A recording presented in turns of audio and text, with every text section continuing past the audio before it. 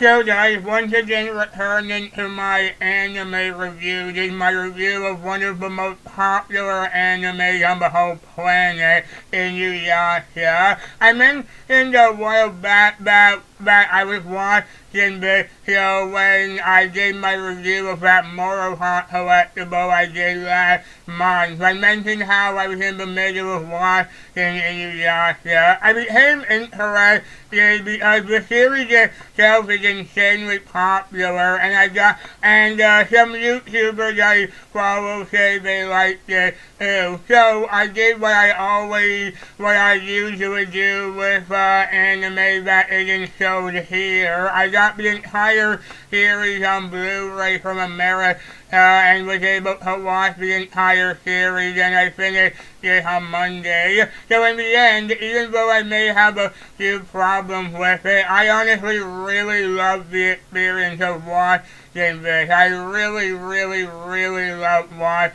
Inuyasha. The series itself is an adaptation of the manga created by Ruma Takahashi that started back in 1996 and the anime started back in 2000. Also, like I always say, this will have all the spoilers for the series, so if you don't want to, if you want to see the series first, then go watch it before watching this. Okay, so the basic plot of the series is that it follows a 15-year-old girl named Hidome Hideaki, who, after falling inside a well in her family's home, is transported to the past during the feudal era, where she meets a half-human, half-demon named Inuyasha, who's a swordsman. After she helps him escape from a tree that he's been pinned to for a long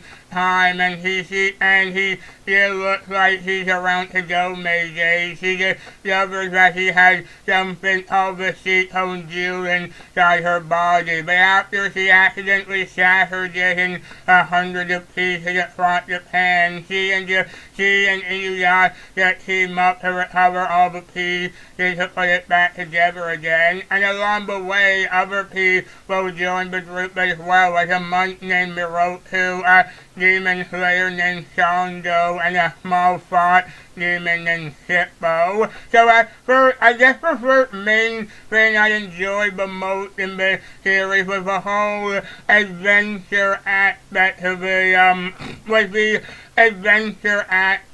series, because Inuyasha and Hidome are traveling all over the feudal era of Japan looking for the piece of the jewel, but they keep running into people or other demons who are trying to use the power for their own. And the early encounters they have are really entertaining, and it's really fun to watch because you're not only watching a fun adventure, but also the character personalities are really entertaining to watch as well, like Inuyasha's arrogance and stubbornness, and Hidome's kindness and weakness, and the two of them get into trouble with other people and with each other just because of their personalities, and it's a lot of fun to watch them go back and forth a lot of the time. But a lot of that changes when we hear about Kikyo, this priestess who was alive before Inuyasha was bound to the tree, and who was his first love interest, and we learned that she was the one who pinned him to the tree with an arrow that she used. And we're just kind of left wondering for a while of what really happened with them and all that. But she's already dead, but one demon they fight is able to use Hidome to bring her back to life in a way, because Hidome is actually Kikyo reincarnated. So Inuyasha is having a lot to deal with on that level as well. But a lot of the other character work is still going on, because we're also introduced to Shomaru, Inuyasha's half-brother, who starts off as like an antagonist in a way with one until fighting Inuyasha as much as possible because he acts like he wants to kill him. And the first fight leads them to the grave of their dad, where Inuyasha gets a sword of the Kaido that his dad left for him, but she's so really angry because she wanted that sword, and he rejects Inuyasha for being the one to inherit it. And so he goes off and wanders aimlessly with his sidekick and Johnson while we continue on with Inuyasha and Hajime. And this is when they meet up with the other new characters, Miroku, Sando, and Shippo. And I love the dynamic that the five of them share. Again, it's like I already said, I love the personalities they all have and how they all play off each other. It's a lot of fun with Miroku being kind of a Miroku being kind and friendly, but also being a bit pervert, and so there's a lot of comedy with that, and Sando being serious and loyal, but also having a few quirks of her own, and Shifo being sweet and innocent, but not always getting along with Inuyasha. And so that leads to a lot of really funny moments as well. And yeah, speaking of which, the show is insanely funny. There's so many laugh out loud moments, and I love it. And again, a lot of that just comes to the characters' personalities that clash in with each other. And yeah, a good portion of the beginning of the series is centered around Inuyasha and the others traveling trying to find the shards of the jewel. But a lot of things change later on when we're introduced to the main villain of the series, Naruto, the half-demon who has wrong powers, and we learn a lot about him too, like how he was created from a human called Oni Yumo, who was possessed by tons of demons, and Naruto was born from him and them. And Naruto was a really, really cool villain, not just with his powers and all that, but also with the way he's voiced. In the dub, he's voiced by Paul Dobson, who does a really great job with the way his voice sounds. He sounds really cool, and he just does a fantastic job with him whenever he's talking. He also wants to get the Seton Jewel, and he's the kind of guy who manipulates so many people just to get what he wants. For example, he was the one who tricked both Inuyasha and Tokyo in defending baby crazy Jabber, and that's how Tokyo died the first time. And I love the constant confrontation between him and Inuyasha with the group, because it leads to a lot of great moments. And then we just keep going with the same formula going on for the longest time, with the group traveling and trying to get more pieces of the jewel while fighting demons and trying to kill Naruto, and forming bonds with each other, and then also the forming bonds with each other that help them grow as characters, and you totally buy them a friend. And there is also character drama as well with Inuyasha and Hajime, because they begin to develop feelings for each other, but Inuyasha is torn the whole time about Tokyo, so he's not always sure what he wants to do. And that whole thing with them, well, it does build on their characters and is funny a lot of some of the time. It is sometimes kind of a bit too cliche for me, in my opinion, after a bit, because it does become kind of generic teenager drama. I get that it does make sense because they are teenagers and all that, so it makes sense that they would do that, but And that gets even more complicated when we meet Toda, this wolf demon who begins to fall in love with Hidome as well. And so that's a running joke going through the series as well, with the two of them trying to compete over each other with her, while Inuyasha really doesn't want to admit how he feels because he's so stubborn and that does get a lot of great laughs a lot of the time. And I've already named a whole bunch of characters there, and that's because there's a whole bunch of characters in this, and so the show is always using a plot with one group of these characters, not to mention other important characters as well, like Kohaku, like in Shando's younger brother who possessed and killed their whole family and was left to die himself, and who had a jewel piece placed inside his neck to keep him alive and keep him possessed and all that. And so there's a lot of time dedicated to that as well as Shishomaru too, who still just kind of wandering around with Dawson and a small girl he finds named Rin, who he begins to really care for. And so it was fun to follow all these characters and these different plot points. And while a lot of the episodes follow the same kind of plot, they're always done really well. They're always done really in a really entertaining way. I think my favorite kind of episode is anything involving the group fighting against Naruto or any of his incarnations. Naruto is able to separate himself into tons of different versions that become different people altogether, and those episodes are a lot of fun. And like I said, the show is really fun, the show is really funny, so that just makes following these things all the more fun to watch. Especially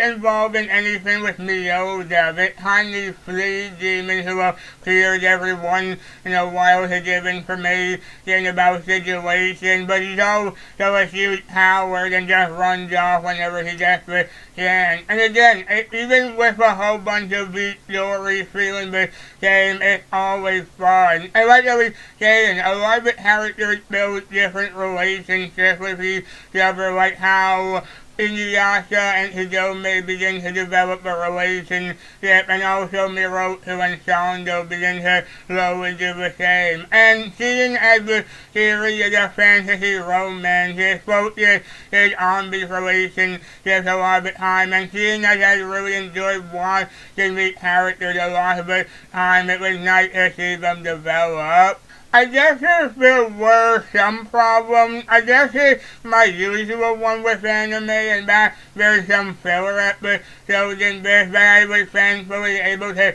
skip, but there are some that people do consider to be some of the worst filler in all of anime. So I guess I should warn you about that. That if you were ever curious to see this series, you should definitely just be aware of some filler episodes that you can definitely skip. Also, like I said, some character drama can be pretty cliche now for a while. It does make sense for the characters, but a lot of the time it does feel like the same thing going on over and over a lot of the time, and it can feel kind of overdone after a bit, and so some of it got kind of annoying to watch after a while. Another kind of weird thing is when we're introduced to this group called the Band of Seven, the group that Naruto resurrects, and I don't know, it does have some funny moments, and they do have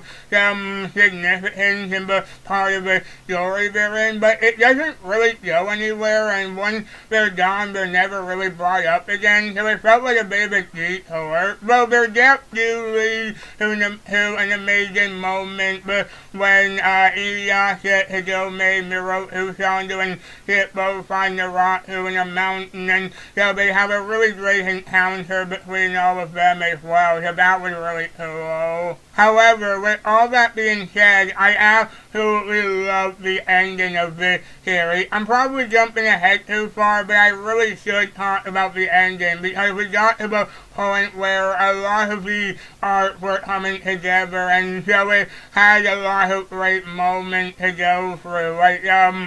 Like when Kohaku is free from the piece of a Jew in his neck and is able to survive without it, or Tokyo being killed again, and this really has an impact on Inuyasha. And Naruto eventually manages to get all the pieces of the Seton Jew and uses it to gain more power. Not only that, but Shishomaru was also kind of turned into an anti-hero at this time, and so he helps out to fight Naruto with them kind of begrudgingly. And I love it when and I love how the characters have their own thing to do, like Moro, who runs to get away from the others so they won't be held by his wind tunnel in his hand that he has for the whole series, so he's trying to make sure that he doesn't kill the others with it, and just making sure they're just not close to him, along with other things like Shishomaru looking for Rin, who Naruto kidnapped, and the others are still trying to find and kill Naruto, who he's sending illusions to distract them all while he tries to destroy the local village where they usually stay. And I love all sorts of things like that keep going through the end climax, and it all culminates in the real fight with Naruto. And I'm not entirely sure about that, but I think he sort of turned good at the end. I'm not entirely sure, but Hidome eventually manages to talk to him and reveal what he was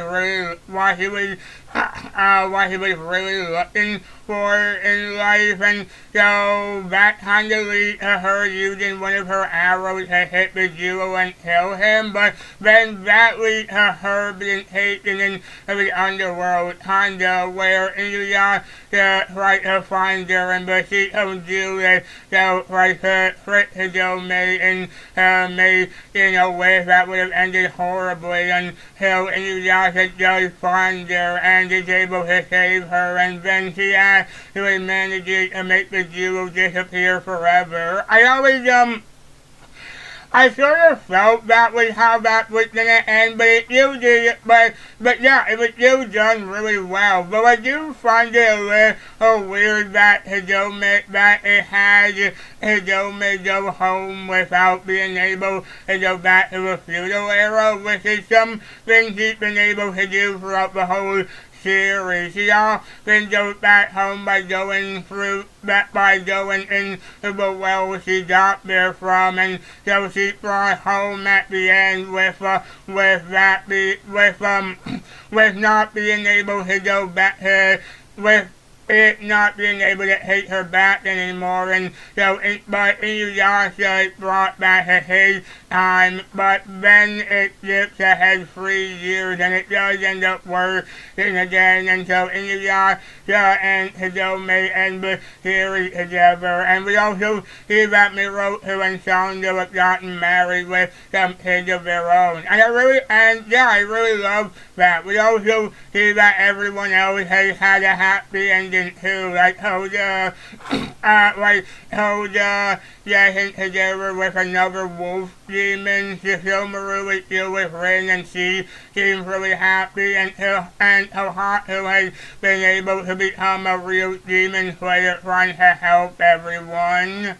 And again, guys, I just had so much fun watching this series. I'm so happy I finally got into this really popular series, and I was really pleased with how everything was done. I really loved watching these characters, and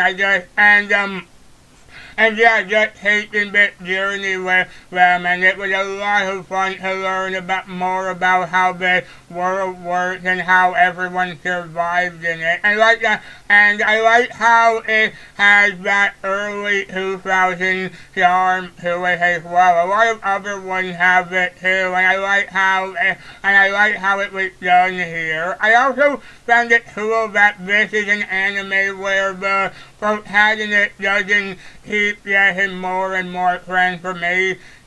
Sure, Inuyasha does transform a couple of times into his true demon form and his true human form, but that's only occasionally. It's mostly his sword excited that keeps getting more transformation and level ups because it keeps getting more powers that make it stronger and gives it more abilities. And I really enjoy seeing that. Really guys, I was just so glad to actually see this and see it all the way to the end. I would honestly put this in my top 20 anime of all time just because I really enjoyed this so much. And yeah, as always, the dub is really fantastic too. Like Richard Ian Cox, Monica Story, Herbie Morrow, and Kelly Sheridan and Jillian Mice, Inuyasha, Hideo Miroto, Sando, and